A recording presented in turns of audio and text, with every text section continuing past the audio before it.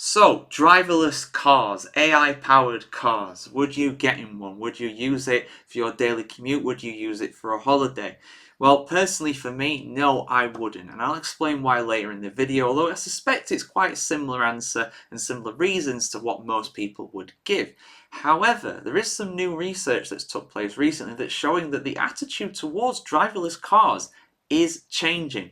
So let's have a look at this, guys. Full article over on the motoringchronicle.com as always. New research has revealed that over a fifth of UK road users, 22%, would trust a driverless car and be comfortable travelling in one. The study, commissioned by leading vehicle history check and valuation specialist HPI, polled the views of over 2,000 UK adults and also found that men are more trusting of driverless cars than women, with 28% of men happy to use one compared to 16% of women. The research also indicates that younger generations are more trusting, with 1/3, 33%, of 18 to 26-year-olds at ease with driverless cars compared to 17% of people aged 55 to 64. The least trusting are the over 65s at 12%. Of all the regions in the UK, Londoners at 21% are the most trusting of the technology, followed by the East of England 19%, West Midlands 18%, Wales 9%.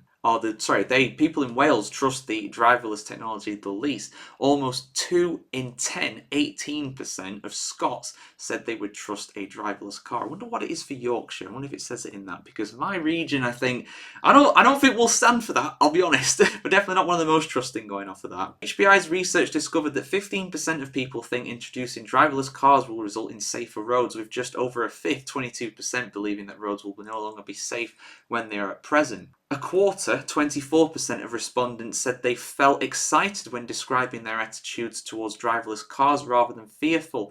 Almost a third of men, 30%, are excited by the prospect of driverless cars on the roads compared to 18% of women. A quarter of men stated that they would consider buying a car that could drive itself while they slept or carried out another task such as reading, watching a film, or having a meeting.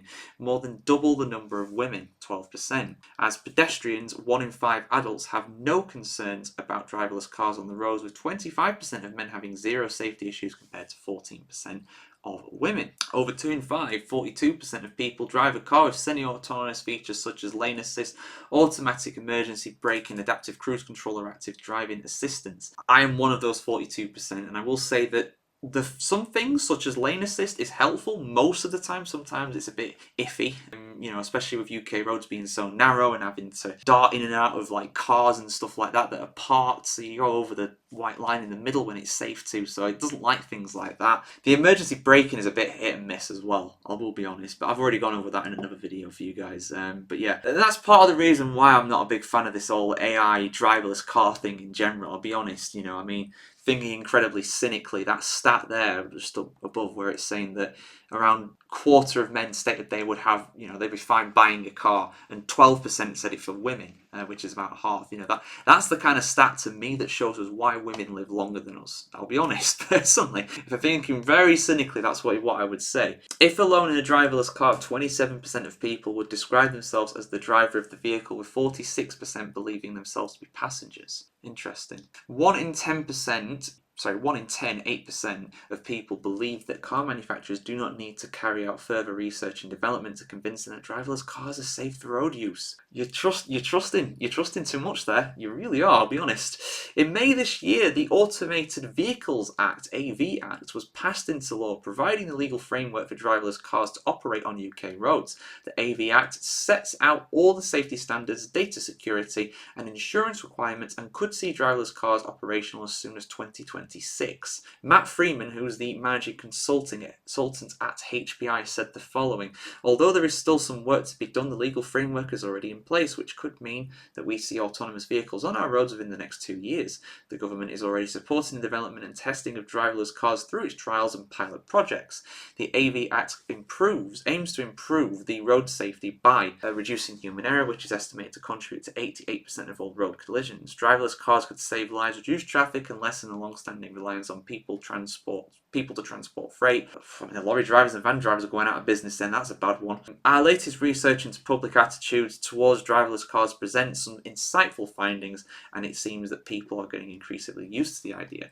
For years, drivers have been used to using autonomous tech in their cars in the form of driver assistance systems. More recently, ongoing tech and major advancements in AI, which underpins the decision-making process that cars have to go through to drive themselves, have taken giant strides towards making autonomous vehicles a serious reality. PR provides the UK's longest-running vehicle check service, including comprehensive costs. Right, okay, all that good stuff. Right, so interesting stuff. I am surprised by some of those stats being so high in terms of the amount of people trusting him.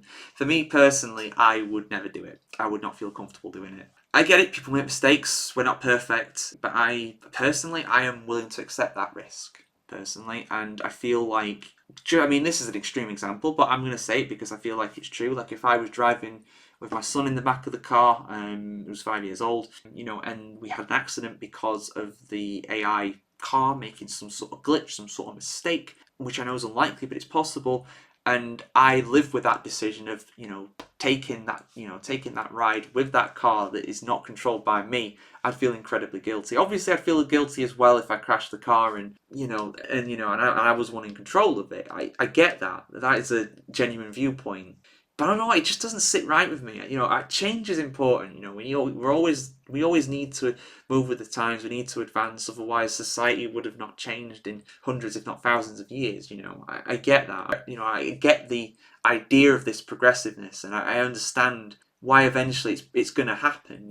I get that, but it's not for me. Not yet. Not yet. It's the same kind of question as like, would I get on a plane that's got no pilots? Because in theory, these planes can pretty much fly themselves. The pilots are just there to make sure everything's okay. But that's the point. They're there to make sure everything's okay. And having that human input, I feel like that is very important. And, future generations will be different. My son's generation will probably say something different. But for me personally, who has grown up with cars being piloted by and driven by people, to me it just doesn't sit right.